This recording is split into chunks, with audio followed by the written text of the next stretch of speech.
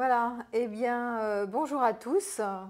Donc, cette fois, j'avais envie d'interviewer Élodie, ton nom, Auchard. Élodie Auchard, sur la CNV, la communication non violente, parce que j'ai un peu décortiqué des démarches thérapeutiques diverses et variées.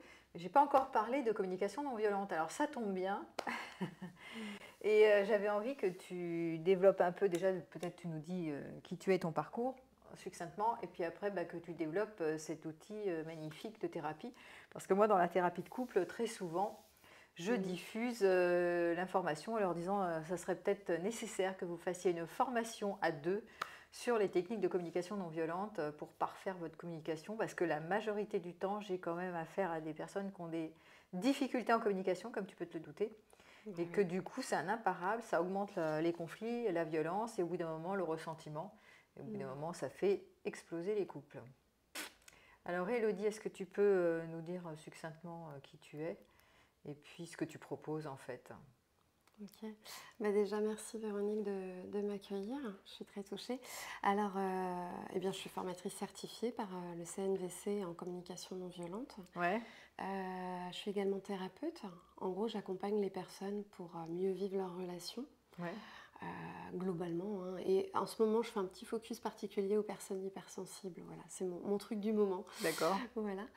Et effectivement, alors ma rencontre avec la CNV, elle date maintenant, hein.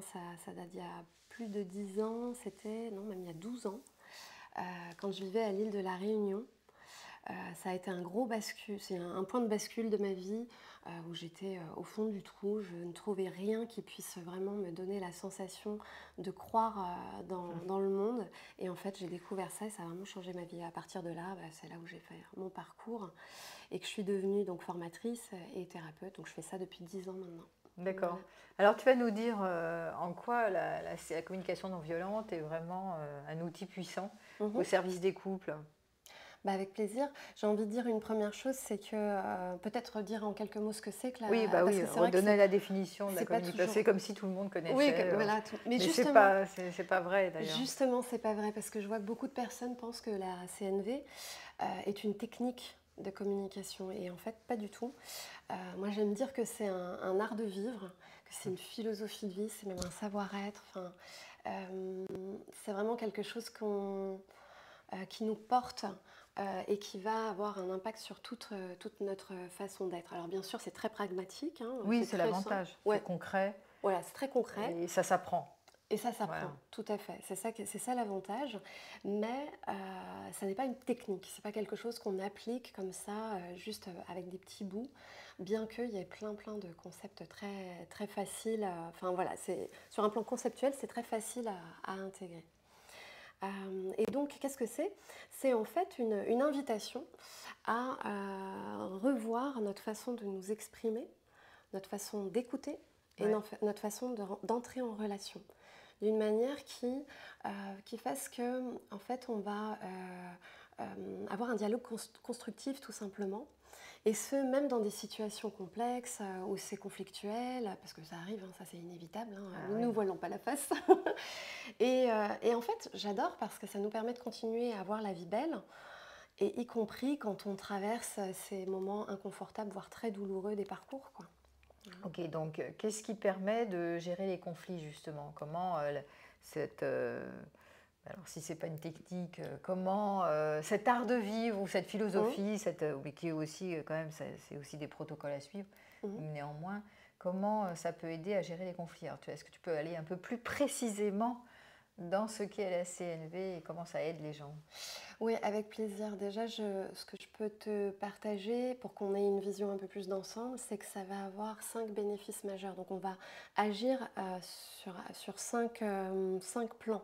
Ok, Le premier, ça va être de déjà nous permettre de repérer dans nos façons de penser, dans nos façons de communiquer, ce qui va altérer en fait la communication, ce qui va la défaire, ce qui va nous faire rentrer en opposition. Et ouais, à l'inverse, ce qui va favoriser la communication et ce qui va désamorcer les conflits. Donc déjà avoir beaucoup de lucidité oui, sur oui. ce plan-là. Mm. Ça, c'est le premier truc. pour repérer. Le deuxième, donc il y a 5 points majeurs. Le deuxième, ça va être de pouvoir vraiment clarifier ce qui se passe chez soi. En d'autres termes, pouvoir savoir ce qu'on ressent, ce dont on a besoin, et de pouvoir voilà, un peu prioriser aussi ce qui se joue à l'instant T. Et grâce à ça, ensuite, dans un troisième temps, on peut du coup rentrer vraiment en expression, plutôt s'exprimer auprès de l'autre d'une façon assez claire, on peut être assez simple dans la façon de s'exprimer à l'autre et surtout, sans rentrer dans des exigences, dans des reproches. C'est surtout ça, ouais. C'est surtout ça, pour éviter que ça coupe, quoi. C'est pour ça que j'ai mis une girafe ici, parce que dans la communication non violente, le fondateur, Marshall Rosenberg, avait inventé un langage pour les enfants. Et d'ailleurs, c'est bien parce que c'est vraiment des moyens mnémotechniques. Alors, il y a la girafe, le langage girafe, et le langage chacal. J'ai pas le chacal, hein, mais c'est les reproches, les blâmes. Et là, c'est le langage de la communication non violente, le langage girafe. C'est ça. Alors pourquoi la girafe? C'est parce qu'elle a vraiment un cou qui nous permet d'avoir de la hauteur. Et aussi un animal qui a un très grand cœur, puisqu'il faut monter le sang jusqu'au cerveau. Donc je pense que c'est aussi pour ça qu'il a choisi cet emblème. Et puis voilà. Mais c'est assez, sur un plan didactique, c'est très intéressant d'avoir ces deux symboles. Mais c'est vrai que pour revenir sur ce que je disais, l'avantage c'est que ça va nous permettre dans un troisième temps de pouvoir exprimer des demandes très claires.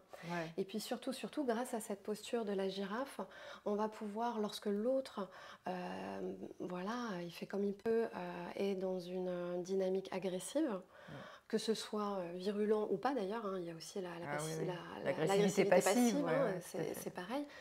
Mais quand l'autre va se comporter de manière agressive, eh bien grâce à cette posture de la CNV, donc de la girafe, on va pouvoir vraiment voir que ça ne nous concerne pas nous directement, mais voir qu'en fait ça parle de l'autre. Et donc continuer à rester dans cette ouverture du dialogue en fait. Ouais, dialogue, investigation. Ouais. Au lieu de se sentir affecté, touché, concerné, asphyxié, et donc de répondre en réactivité, fuite ou attaque, quoi. Exactement. Et du coup, le cinquième point, c'est que je vais pouvoir vraiment, grâce à la CNV, développer, être dans l'écoute en fait, et développer cette capacité empathique pour l'autre et me relier à l'autre. En fait. Et ça, c'est magique. Alors, est-ce que tu veux développer un peu plus, peut-être concrètement, comment les gens accèdent à être des meilleurs communicants grâce à la CNV, et puis voilà, puis après, ça serait intéressant aussi de voir tu sais, ce dont tu disais tout à l'heure, c'est-à-dire à un moment donné, quand tu es vraiment affecté émotionnellement, impacté par une réponse de ton partenaire, comment prendre la juste distance pour pouvoir répondre en CNV et pas être dans les réactions fuite ou attaque, justement. Ouais. Mais déjà concrètement, comment, pour ceux qui ne connaissent pas, c'est bien que tu précises un peu. Voilà, oui, ce que j'avais pensé de faire, c'est, je vous ai préparé un petit exemple. Je me suis dit, parfait. ça va plus parler si on prend un exemple. Nickel. Voilà, donc ça donnera un petit peu à voir ce que ça donne. Donc j'ai pris l'exemple suivant. Une femme qui, c'est en fin de journée, elle a préparé le dîner, et puis son partenaire arrive, et puis elle lui dit, parce qu'elle est énervée, et elle lui dit, de toute façon, tu as toujours plein de rendez-vous, et tu arrives et tu mets les pieds sous la table. Voilà. Bon, ça pourrait être une façon de parler, c'est ce qu'on dirait la façon de parler chacal, du coup, l'inverse de la girafe, c'est-à-dire qu'il ne va pas faciliter le dialogue. Il arrive de sa journée, il est bien accueilli chez lui. Et donc, sa partenaire qui lui balance ça, je pense qu'on peut tous bien sentir à quel point ça peut couper la communication, et en même temps, à quel point chacune, on pourrait avoir tendance à vouloir dire ça de cette façon-là, en fait. Oui. C'est facile, en fait. L'automatique, c'est de sortir ce qui vient comme ça. Voilà. On a été éduqués, en fait, à parler comme ça. C'est un conditionnement à parler sous forme de jugement, de reproche, d'exigence. Ouais. Donc la proposition, c'est la suivante. Donc on va décortiquer un peu cet exemple pour voir ce que ça donne. Donc là, ce qu'on voit, c'est que la première chose, c'est qu'il y a une généralité. Il y a le terme « toujours ». C'est-à-dire, tu arrives toujours. Avec la CNV, à la place, on va proposer de plutôt partir des faits, ce qu'on appelle des observations, hein, si on utilise les termes de la CNV. Et les faits, c'est quoi? C'est son partenaire est arrivé à 20h, par exemple, et elle a préparé à manger seule. Voilà, et ça, c'est les faits. Ouais. Et c'est vrai que quand on pose les choses juste comme ça, l'autre ne peut pas remettre en question. Ce qui est important, c'est que l'autre, il n'ait pas de possibilité de le remettre en question, c'est la réalité. Oui, ce qu'on appelle un truisme. C'est ce qui Ouais. est. Donc on ne peut pas critiquer ou transformer ce qui est.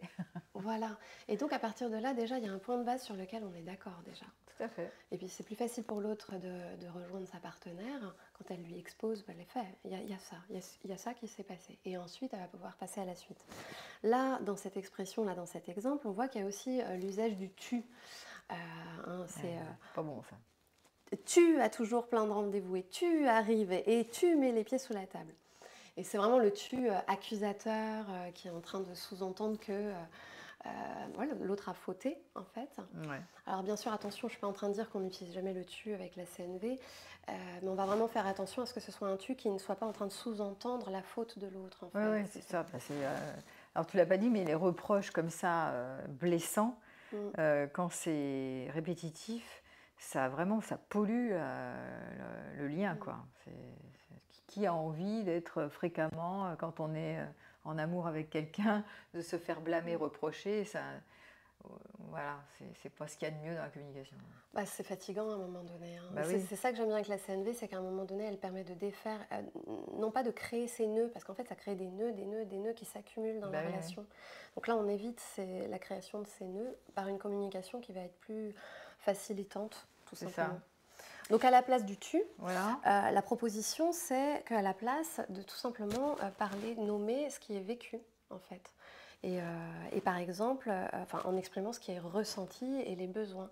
Donc par exemple, là, ça pourrait donner quelque chose comme, bah, tu vois, là, moi je me sens exténuée parce que j'ai besoin de soutien, en fait. Voilà, c'est une possibilité. Et puis un autre élément, c'est plutôt que de laisser l'autre comme ça, juste avec voilà, un déballement, comme ça, puis avec lequel il ne peut pas faire grand-chose, à la place, on va faire une proposition, ce qu'on appelle une demande en CNV. Et donc, l'idée étant vraiment en fait, de voir qu'on peut contribuer à se rendre la vie plus belle, en fait. Et là, ça peut être quelque chose comme, je vous prends un exemple, mais ça pourrait être exprimé et dire, est-ce que ça te dit que lorsque tu sais que tu vas rentrer après 19h30, on s'organise pour commander un repas à emporter? Ou encore, est-ce que tu serais d'accord qu'à l'avenir, si tu rentres tard, voilà, le soir, et que moi je suis amenée à cuisiner seule, pourquoi pas ça te dirait qu'à ton tour, dans la semaine, tu prépares le repas. Ou tu ramènes un gâteau. Ou voilà. En fait, on fait preuve, c'est ça que j'adore avec la CNV. Quoi, on fait preuve de créativité. Ça, ouais. On ouvre les champs des possibles. On se dit, il y a plein de possibilités. Mais par contre, je ne lâche pas mon os. Je vois que j'ai un besoin. Et donc, je vais le proposer à l'autre. Et puis, on va voir comment on peut co-créer. Ajuster, en fait, co-créer, renégocier quelque chose. Parce que sinon... C'est comme si, là, dans ton exemple, elle part du principe, cette femme, que c'est comme ça a été comme ça et ça sera comme ça. Voilà. Tu vois, il n'y a rien à faire. C'est un peu syndrome d'impuissance. Bon, bah voilà, je peux balancer mon ressentiment, mais en anticipant que de toute façon, il est comme il est et puis il ne peut pas changer, quoi. C'est ça qui est assez négatif, d'ailleurs. Et souvent, dans les dialogues comme ça, chacal, il n'y a pas l'idée que ça pourrait être autrement, que l'autre puisse changer, que je puisse faire une demande, tu vois. Comme si on classe la personne en disant je la connais, de toute façon, c'est toujours comme ça. J'aime beaucoup, ça me touche ce que tu dis parce que je trouve que ça évoque le terme de la confiance en fait. Oui. C'est que là, on part du principe qu'on va faire confiance à la relation, qu'on va trouver quelque chose, même si là maintenant, on ne sait pas forcément ce que ça va être comme solution. On va commencer à proposer et puis jusqu'à co-créer. Parce que évidemment, quand je fais cette proposition-là, ça ne veut pas dire forcément que l'autre va accéder à ma demande. Ben non. C'est pas ça. Et d'ailleurs, c'est pas le but, parce que, encore une fois, c'est pas une technique de communication pour obtenir quelque chose de l'autre, surtout pas. C'est vraiment, le but, c'est vraiment de créer de la connexion. C'est vraiment, ok, on va pouvoir s'entendre et comprendre ce qui se joue des deux côtés, en fait. Parce que là, elle exprime pour elle, mais il y a aussi ce qui se joue pour son partenaire, en fait. Bah oui. Ouais. Ok. Voilà pour l'exemple. Voilà pour l'exemple. Alors après, des exemples de vie quotidienne. Voilà, c'est vraiment, je trouve ça super, il est concret cet exemple, mais c'est vrai de voir tout le nombre de ressentiments, de blâmes, d'accusations qui vraiment génèrent des systèmes de défense en fait. Hein, parce qu'on l'utilise quand on t'accuse, même si c'est vrai, hein, en l'occurrence, on n'a qu'une envie, c'est de se défendre et puis voilà, ça ratatine au bout d'un moment. C'est comme ça que les gens fuient. Dans le travail, avec leurs amis, se prennent des amants et des maîtresses. C'est vrai qu'au bout d'un moment, ça use la relation de s'envoyer à la figure des blâmes sur des jugements, des critiques, etc. C'est l'enfer en fait. Oui, et puis quelque part, moi je vois que c'est aussi oublier que l'autre est un être humain qui est digne d'amour tout comme nous. Et je crois que c'est ça, c'est quand on a vraiment la conscience que l'autre est un semblable, on va pouvoir oser voir que chacun fait comme il peut. Ouais.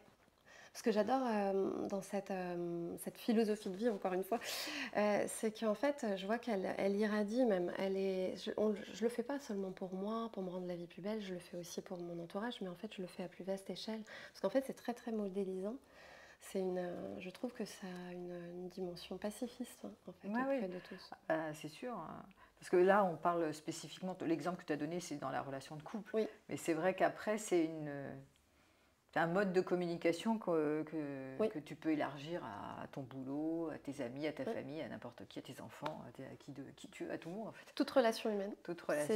C'est ça qui est formidable. Alors c'est sûr, c'est divin dans le couple parce que c'est quand même la personne avec qui a priori on passe le plus de temps, en tout cas pas mal de temps. Donc là, si on peut déjà au moins l'appliquer à ce moment-là. Mais pour répondre à ta question de tout à l'heure, je vois que je n'y ai pas répondu, par rapport à comment faire lorsque on se trouve dans la situation et de ne pas partir comme ça de manière un peu impulsive. Ouais, c'est ça. C'est ça qui est le plus difficile. Ouais, c'est ça.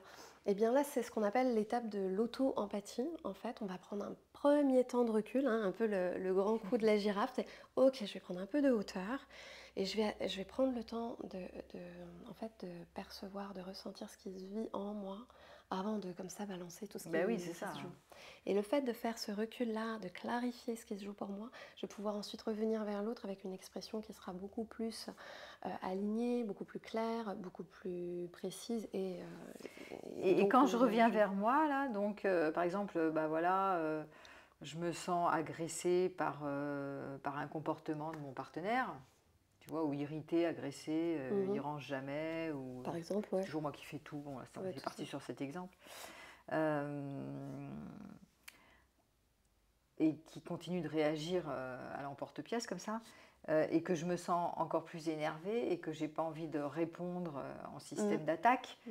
Quand tu dis je vais vers moi, je prends du temps pour accueillir ce qui vient et je mets de l'empathie sur moi, mais des fois ça marche pas. Enfin, c'est quoi l'idée? C'est je reviens vers moi, je me sens énervée, bon bah ok, j'accueille, je me sens énervée. Non, ça suffit pas de voir l'émotion. Un des points fondamentaux, ça va être de contacter notre besoin. En fait, c'est vraiment ça qui va permettre de clarifier auprès de l'autre et pouvoir identifier ce qui se passe. C'est-à-dire que là, dans l'exemple précédent, c'est le besoin de soutien. C'est le besoin de soutien. Et quand je peux commencer à lui nommer qu'en fait j'ai besoin de soutien, puis j'ai peut-être aussi besoin de repos, là il va commencer à y voir plus clair en fait. Et on va voir ensemble comment on peut y répondre en fait. Et répondre aussi à ses besoins, parce que c'est ça ce que j'aime bien aussi, c'est que ça aurait pu prendre une autre forme aussi. Elle aurait pu, au moment où il arrive, décider de faire plutôt une expression empathique vis-à-vis de lui et d'essayer de comprendre pourquoi il arrive à cette heure-ci, pour se relier aussi à lui. C'est pas, en fait, c'est pas seulement dans l'expression que ça se passe aussi dans les deux sens.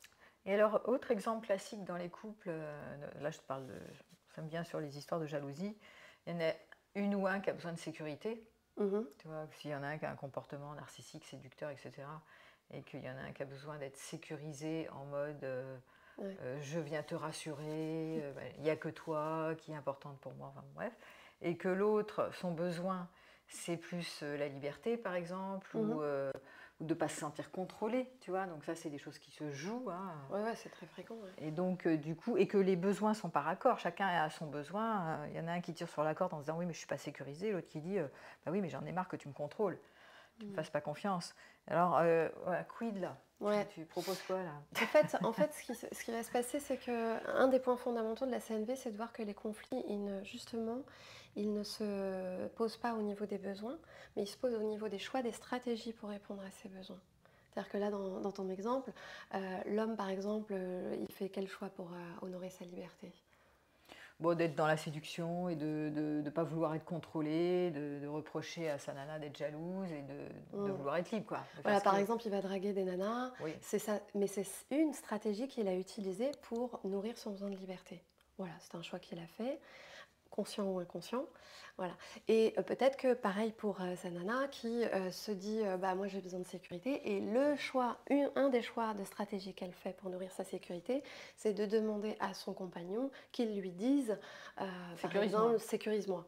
Voilà. Sauf que ça, c'est des choix de stratégie. Et c'est là où on va commencer à faire preuve de créativité, c'est d'aller voir, ok, quand on arrive à se rencontrer, déjà, la première étape, ça va être déjà de se connecter, de se comprendre mutuellement sur les besoins. Et ensuite, on fait preuve de... d'élargissement d'options, non, de stratégie. Pour essayer d'aller créer quelque chose qui fasse qu'on aille se rencontrer. Alors bien sûr, je ne suis pas en train de dire que ça se fait en 2 secondes. Ah bah non, là c'est un peu compliqué. Déjà, il faut mettre de la conscience sur mon besoin, qui est la liberté. Ton besoin, c'est de la sécurité. Déjà, il faut le voir, le truc. Exactement. Ce qui n'est pas gagné. Oui. Et en deuxième lieu, c'est dire, bon, ok, il y a peut-être d'autres stratégies que celle-là pour elle d'augmenter la sécurité et pour lui d'augmenter le sentiment de liberté sans être dans les stratégies uniques et exclusives qui foutent en l'air le couple finalement. C'est ça. Donc ils sont trop... oui, une et une seule. Moi je dis souvent, une stratégie unique, c'est dangereux. Quoi. Il y en a vous utilisez une seule stratégie pour assouvir un besoin. Et pour moi, un point fondamental qui va faire que les personnes vont sortir de cette dimension d'être attachées à une stratégie unique, c'est la question de vouloir prendre soin de la relation. C'est la connexion en fait. C'est que ce qui prévaut, c'est pas le résultat, c'est pas d'obtenir quelque chose auprès de l'autre. C'est on a envie de vivre une réelle connexion d'intimité, de relation. Et quand je suis, et c'est ça le paradigme du monde de la CNV, c'est j'ai envie et j'aspire à ce qu'on vive une connexion. On ne sait pas quelle forme ça prendra. Peu importe à la limite. Peu importe, mais par contre on a vraiment cette envie de se relier. Oui, c'est ça. Et surtout, tu vois, toi, tu parlais de conflits ou de besoins qui sont par accord, ça crée des fractures de connexion, des fractures de lien. Donc l'important, effectivement, c'est pas tant de tenir est-ce qu'on va être encore en couple ou pas en couple, ou et sous quelle forme ensemble, sous le même toit, pas sous le même toit. Ça, c'est les modalités. Mais plutôt et comment on va se rejoindre, en fait, après les fractures. Les fractures de liens, c'est le pire parce que ça mène à du chaos et à une envie de se séparer avec des systèmes de défense toujours plus forts. Donc l'idée, c'est surtout, c'est vrai ce que tu dis, c'est de se reconnecter là où ça a été déconnecté. Oui, c'est ça. Et c'est ce qui est tragique, c'est que des fois, les personnes font le choix de la séparation, alors que tout aussi bien, elles auraient pu trouver avec de la créativité quelque chose qui fasse qu'elles se retrouvent.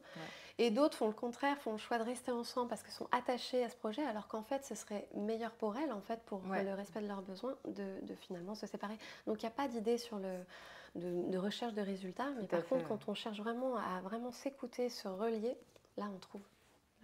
Je dis souvent dans les thérapies de couple comme ça, le point principal, c'est d'augmenter le sentiment de connexion.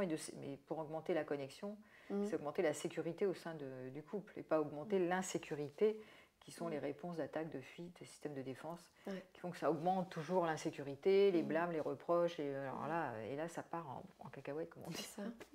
C'est ça. Et toujours pour revenir sur le thème de l'auto-empathie tout à l'heure, c'est vrai que parfois...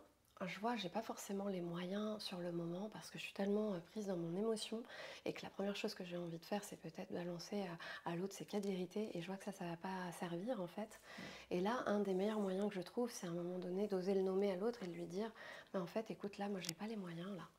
J'ai juste pas les moyens de pouvoir communiquer d'une manière qui corresponde à quelque chose qui va nous permettre de nous entendre et je préfère prendre un temps. » Voilà, et juste voir ce qui se passe et je reviendrai vers toi quand ce sera plus clair. D'une manière plus pacifique en fait. Oui. Et ça sert. Pour ralentir, comme tu disais tout à l'heure. On parlait de la tortue. Il y a les animaux, il y a la girafe, Donc il y a la girafe, il y a le chacal et il y a la tortue. C'est ça. Ralentir, différer. C'est pour nuancer, pour distancier de l'impulsivité qui sont ces fameuses réponses où je fuis, où j'attaque, où je me fige en fait. C'est ça. Prendre le temps de sentir. Oui, c'est bien. Alors, tu donnes des formations, c'est ça parle, parce que tu peux nous développer un peu ce que tu proposes. Oui, bien sûr. Alors, je donne des formations c'est des modules de base qui font tous 2 jours à chaque fois. Donc, pour les 3 modules, ça fait 6 jours.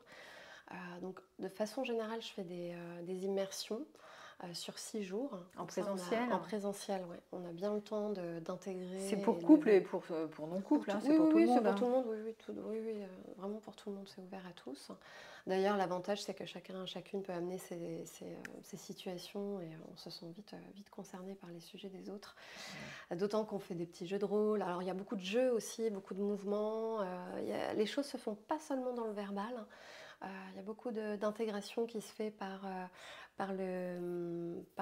peu le côté corporel, ouais. Il y a pas mal d'exercices corporels. En fait, il y en a un petit peu pour toutes les personnes parce que certaines personnes préfèrent apprendre par de l'auditif, d'autres ça va être par du visuel, donc il y a énormément de graphisme, et puis d'autres par le mouvement. On va faire beaucoup de mouvements aussi. Voilà. Avec des mises en situation concrètes, des exercices, des jeux. J'ai des marionnettes, des oreilles, enfin voilà. On s'amuse bien. C'est chouette. Bah, c'est bien qu'il y ait la dimension ludique aussi pour apprendre. Et après, il y a la pratique. Il y a beaucoup de pratique dans la CNV. Parce que c'est pas le tout d'avoir compris comment ça fonctionne, mais il faut s'entraîner, quoi. Énormément. C'est comme une langue.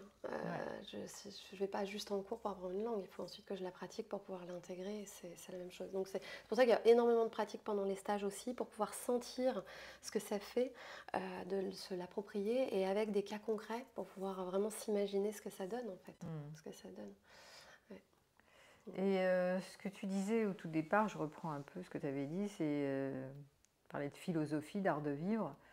Ce que ça amène, en tout cas, en tout premier lieu, pour moi, c'est la reprise de sa responsabilité. Tu vois, comme je reviens vers moi. Bon, lui, je sais pas, mon partenaire me fait une remarque désobligeante, je suis vexée, blessée, irritée, je sais pas quoi. Mais néanmoins, je reprends le pouvoir pour moi. Je reprends ma responsabilité, je me réapproprie, je ne laisse pas chez l'autre le fait qu'il m'ait mis en colère. C'est pas l'autre qui fait faux. C'est moi, quand il dit un truc, je me sens en colère, donc je me réapproprie chez moi. C'est chez moi que ça se passe, donc je me sens responsable. Et cette notion de responsabilité, tant que les gens ne font pas de la CNV ou qu'ils n'ont pas pigé le truc, très souvent, ils ne le font pas. Enfin, c'est compliqué de revenir toujours à « attends, mais c'est moi qui ai le pouvoir ». Je ne suis pas obligée de rester avec cette personne si elle me critique tout le temps. Si je suis triste et malheureuse parce qu'il est toujours en train de draguer toutes les filles à côté, je ne suis pas obligée non plus d'accepter tout et n'importe quoi, parce que c'est chez moi que ça se passe. Et donc, au lieu de blâmer l'autre, c'est toi qui fais faux, t'es un salaud, ça, voilà, je reprends, c'est chez moi, je me réapproprie au lieu de déposer à l'extérieur. Ça, je trouve que c'est incroyable d'ailleurs. Ah, très fort. Ça me touche beaucoup ce que tu dis, parce que c'est vraiment ce que j'ai vécu au tout début quand j'ai appris la CNV. Ça m'a fait un énorme waouh. Je me suis dit, enfin, je me sentais plus démunie et comme impuissante face au monde et face aux personnes qui m'entouraient. Et tout d'un coup, j'avais la sensation que je retrouvais ma pleine puissance. Je pouvais me remettre en action. En fait, ça paraissait tout bateau, mais une fois que j'ai retrouvé ça, j'ai eu l'impression de respirer. Donc ça, c'est un des points fondamentaux des avantages de la CNV. C'est vraiment ça. C'est tout d'un coup, je ne suis plus tributaire des autres et je retrouve mon pouvoir. Oui, si j'identifie, parce que là, on parlait de besoins, on revient sur les besoins. Si je suis en capacité, d'ailleurs, il y a une liste des besoins en CNV, parce que c'est pas le tout, mais il faut les identifier, les comprendre, savoir qu'ils existent, de quels besoins parle-t-on, là, qui me concernent. Et une fois que tu as identifié ton besoin, voilà, c'est peut-être plus facile après de dire, bon, alors là, lui, il ne peut pas nourrir tous mes besoins, en tout cas pas celui-là. Par exemple, la tendresse, bon, il n'est pas au top là sur la tendresse, par contre il est bon dans le soutien, par exemple, je sais pas, n'importe quoi. Et donc du coup, quid de mes besoins de tendresse. Voilà. Et donc soit je reste avec, soit je reste pas avec, soit je nourris mes besoins de tendresse ailleurs. Enfin, il y a plein de manières de voir les choses, mais en tout cas, je reprends le pouvoir. Exactement. Mais encore faut-il savoir de quels besoins... C'est ça qu'aide la CNV, c'est à prendre conscience, à avoir beaucoup plus de lucidité sur tous ces aspects pour reprendre le pouvoir. Parce que c'est bien gentil de vouloir reprendre le pouvoir, mais encore faut-il être outillé pour le faire. Et là, vraiment, ça apporte des choses très très concrètes pour ça. Oui, c'est ça. C'est apprendre à identifier les besoins. C'est quoi les besoins? De quels besoins parle-t-on? Il y en a plein en plus des besoins. Oui, il y en a un paquet. Puis après, il y a chacun ses besoins. Enfin, le vocabulaire des besoins, il est propre à chacun aussi. Chacun ses définitions en plus. Exactement. Il va raisonner pour quelqu'un et pas pour l'autre. Bon, d'accord. Puis après, selon les valeurs, la personnalité, il y a des besoins qui sont plus importants que d'autres. Il y en a qui disent, moi, la tendresse, je m'en fous. Soutien, c'est important. Chacun ses trucs, en fait. Moi, je me souviens, à une époque, j'avais toujours le besoin de liberté. J'arrêtais pas avec le besoin de liberté. Bon, maintenant, c'est fini, c'est pas le besoin de liberté. Mais voilà, on a des périodes aussi comme ça. C'est très marrant d'identifier ça. Bon, bah écoute, ben, merci beaucoup. Est-ce que tu veux dire une petite conclusion ou c'est bon pour toi? Écoute, pour moi, ça me va. Je me dis juste, si les personnes ont envie de se former, bah, elles peuvent recevoir les actualités de mes formations, parce que les dates changent évidemment d'année en année. Alors, tu es à Euh, Montpellier, je c'est suis à ça? Montpellier, ouais, Voilà, c'est ça. juste on précise, hein. Voilà. Pour les personnes qui veulent en présentiel, après, j'ai peut-être pour idée de faire Du Zoom. du Zoom pour plus tard, mais c'est pas le moment, c'est pas le projet. Et après, c'est quand même assez sympa parce que c'est des immersions, donc c'est dans des lieux un peu, par exemple cet été, ça va être dans un lieu avec des hectares de nature, la piscine, donc il y a aussi un côté un peu une occasion de bien se ressourcer. Voilà. Donc pour les personnes qui, si vous voulez connaître les dates, etc., Bah il oui, je suffit d'aller mettrai le sur mon lien site sur son site. et Et vous pouvez puis, aller sur la newsletter et vous avez toutes les infos et puis je des rappelle que cours. si vous êtes en couple, c'est franchement intéressant Mm, de venir à deux parce que vous investissez en même temps le mm, même langage, la même vision du monde. Enfin, c'est mettre de l'énergie au service du couple, mm, faire en commun, ouais, pas que l'un qui fait quelque chose et l'autre qui fait rien de son côté, parce que c'est toujours mm, mieux quand on fait ensemble. Et ouais, ça donne une synergie. On investit ensemble sur notre couple mm. en faisant de la communication non violente. C'est en général fort utile. De toute façon, vous ne risquez pas grand-chose, hein. Bah, y a Oh, pas de. Qu'est-ce que tu veux? Au pire, on perd rien, hein. Au mieux, on communique mieux et on apprend des choses intéressantes, déjà pour soi, qui nous serviront toujours pour nous-mêmes d'ailleurs. oui, au Même, pire, vous apprenez, ça éveille votre intelligence. Enfin, voilà, vous avez des connaissances intellectuelles et au mieux, vous vivez une vraie rencontre et pas que enfin, avec votre partenaire parce que, en fait, moi, ce que je trouve émerveillant, enfin, ce qui m'émerveille, c'est de voir qu'il y a des couples qui viennent et qui se forment à la CNV et qui ont l'impression qu'ils se rencontrent avec la CNV. Comme si, alors qu'ils se connaissent depuis des années, et c'est la CNV qui a fait ils ont l'impression de se découvrir. Et je trouve ça juste magique. Et il y a aussi des belles connexions qui se font entre tous les stagiaires. Et c'est tellement chou. Enfin, voilà, il y a ah, des mais c'est belles, sûr. belles connexions. Mm. Ok, bah, merci à toi, Elodie. Et Merci puis, je Véronique. mettrai tous les liens Ouais, sous la vidéo. avec plaisir. Bonne journée.